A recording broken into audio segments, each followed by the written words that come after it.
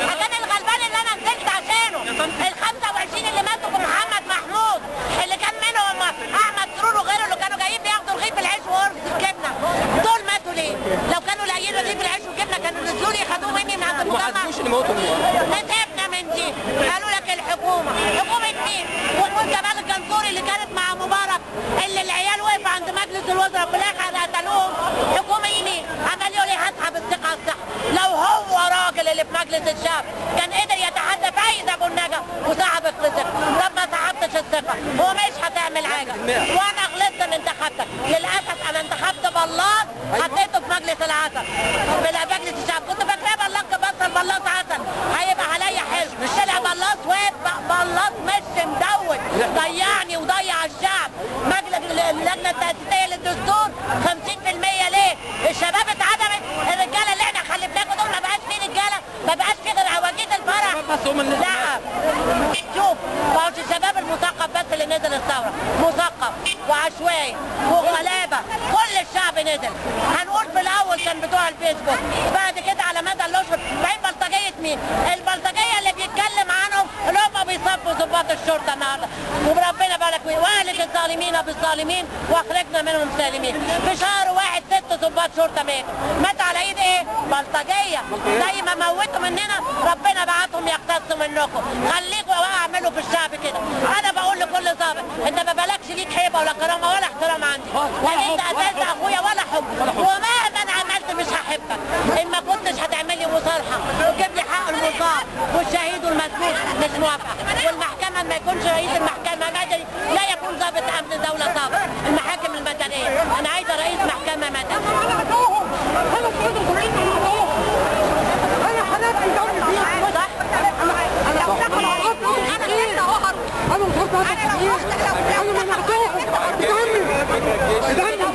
جيش 73 يا شاب، مش هو جيش النهارده، لا مش هو جيش 73 جيش العواديد هنروح الشغل، هنروح ولا واحد هيحارب، احنا عايزين نحارب 38 سنه قاعدين، 38 سنه قاعدين، العواجيز يروحوا البيوت، العواجيز يروحوا مفيش اي دليل عليها يثبت ان هي بتاخد تمويل اجنبي من بره. اللي هو الرويني لما طلع اول حركه 6 ابريل بتاخد تمويل كلهم راحوا وقفوا قدامه وطلع اعتذر لهم بعد كده. مش الحقيقه؟ تمام. مفيش اي حاجه، حاجه 6 ابريل دي من ايام عمال غزل النسيج 2008 لما كانت بتروح تقعد قدام مجلس الشعب. مفيش حاجه محترمه. حركه شبابها من شباب مصر. للاسف التشويه ده هو عامله مجلس العسكري والجهاد مبارك لغايه دلوقتي ماسكين الدوله. لو الحركه مموله زي ما الناس. قول رايك فيها. بقول الحركه شبابها من شباب مصر وناسها من ناس مصر. لو هي مموله ما هيرتاحوا ويصرفوا الفلوس اللي هم خدوها. صح. ومش هيتعبوا نفسيهم ومش هيموت منهم شهداء. بس لا اكتر ولا اقل. صح كده. فاللي يقول الشعب هيجي يوم، محدش بياخد فلوس عشان هيجي يوم التاريخ هيشهد لكل الحركات وهيشهد للشعب. التاريخ هيقول كلمته على المجلس العسكري، التاريخ هيقول كلمته على الاخوان، على السلفيين. مش ايام 25 يناير التاريخ ما بينساش حاجه. ايام 25 يناير مش مات شباب من 6 ابريل قلنا عليهم حاجه؟ ما قلناش اي حاجه، الشباب كله مات من حقهم مش العربيه، مش اي حاجه. للاسف اللي بقول لك اللي بيشوه الحركه ديت هو المجلس العسكري ونظام مبارك. لسه مبارك ماسك الدوله، لسه بيحكم. قاعدين في مركز الطب العالمي واهالي الشهداء بيعذبوهم عشان يستقوا لهم التعويض. المصاب بيروح مركز الرعايه بيبهدلوه، بيضربوه هناك، بيقفلوا في وشه الشبابيك. طب ليه؟ ده ولا تعويض ولا فلوس، الدنيا كلها تعوض ام الشهيد ده. ام الشهيد ده، الشهيد ده هو اللي خلاني اعرف اتكلم. لولا الشهيد ده ما كنتش اعرف افتح بقي ولا اقول اي حاجه، ولا اقول لا، ولا اقول نعم. هي صفقه اتعملت بين الاخوان والمجلس العسكري بس كده، والاخوان خلاص وصلوا للمكان والكرسي وكتتني قاعد وشرب الشاي بالياسمين خلاص، ضحك على الناس ولا هيعمل اي حاجه. ضحكوا على الناس، ضحكوا على الناس فعلا. صفقات سريه بتتم يا استاذ، صفقات سريه بتتم بين المجلس العسكري وبين الاخوان. حضرتك كمواطن مصري تحلم بايه في الفتره اللي جايه؟ نفسك تعمل ايه؟ احلم بدستور نضيف هو اللي هينظم حياه الشعوب، حياه المصريين. كل واحد من اصغر واحد في الشعب لاكبر واحد ياخد حقه، المساواه والعدل. ده اللي بحلم بيه للاجيال اللي جايه، لاولادي ولولادك، الاجيال اللي جايه. ناس مرميه في الشارع، ناس مش لاقيه سكن، ناس ابسط شيء مش لاقيه بنزين، ازمات بيفتحلوها عشان يتوهوا العالم. توابير عيش، امتى بقى نقول ما عندناش توابير؟ مجلس الشعب جه المفروض التوابير دي تلغي، التوابير زادت، الازمات زادت. قلت لحضرتك كربون من الحزب الوطني، لسه مبارك بيحكم مصر. مش المهم رئيس الجمهوريه، طبعا المهم الدستور. يطلع رئيس الجمهوريه ايا كان هو ايه، فاهم حاجه عندنا اهم حاجه الدستور. عشان كده احنا اهم حاجه الدستور. لما بنقول احنا مش عايزين عسكر. الدستور ده هو القران بتاع انا عايز مرتضى منصور عشان يضرب الشباب بالجزم. ذكر يعني؟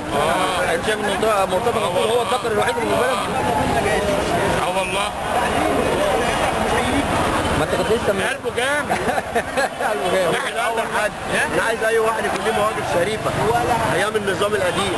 هو ما تحولش زي دلوقتي. في ناس كانت ايام النظام معاه يقول قال الله وقال الرسول، دلوقتي تحولوا بيعملوا من المتحولين.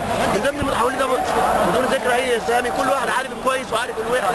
يعني في ناس اللي لها مواقف كويسه قبل كده كانت محبوسه، كان زي حمدين صباحي، عبد المنعم ابو هو الناس دي الشريفه اللي كانت دول اللي تعبوا وترموا في السجن. منور الناس دي لها حق ان هي تاخد اولويه في اي وقت زي كده، ان هي دي ترموا في السجن.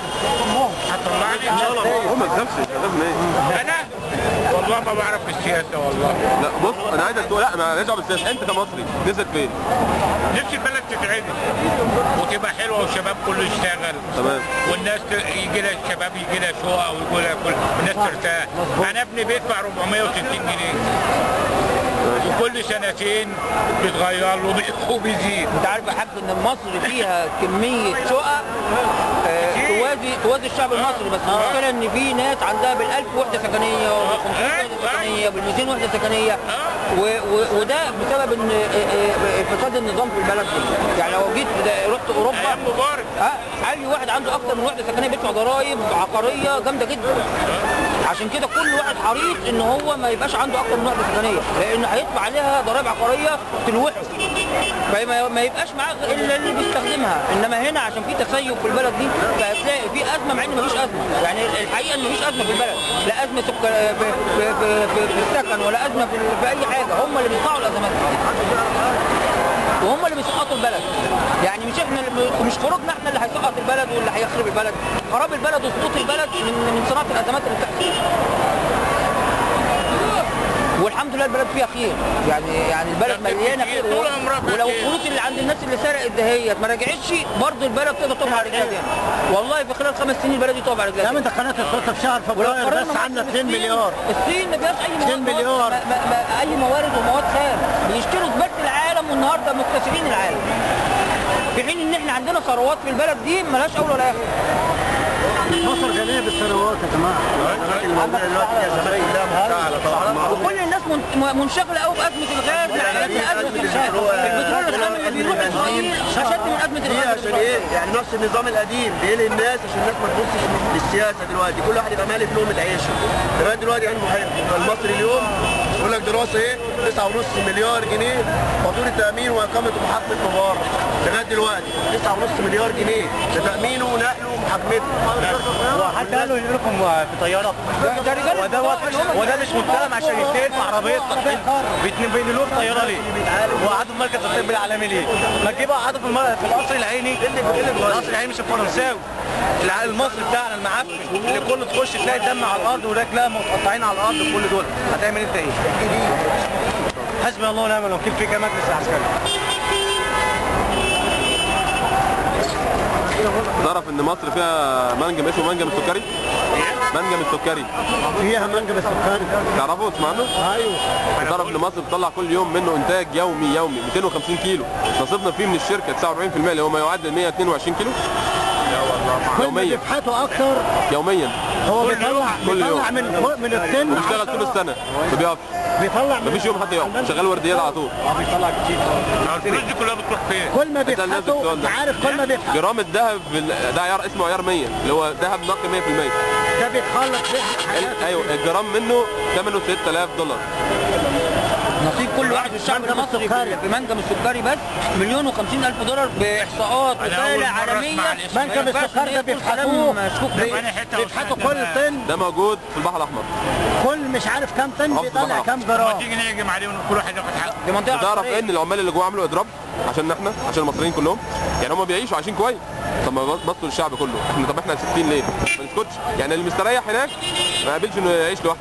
منجم السكر لازم كلنا نبقى كده، كلنا ايد واحده، اللي عايش يبص اللي مش عايش، نبص لبعض. هي الاصول يبقى ايد واحده بس ما نخرجش لا ما قلناش، ما خرجناش. هو الناس هناك اضربوا عشان نعرف بس.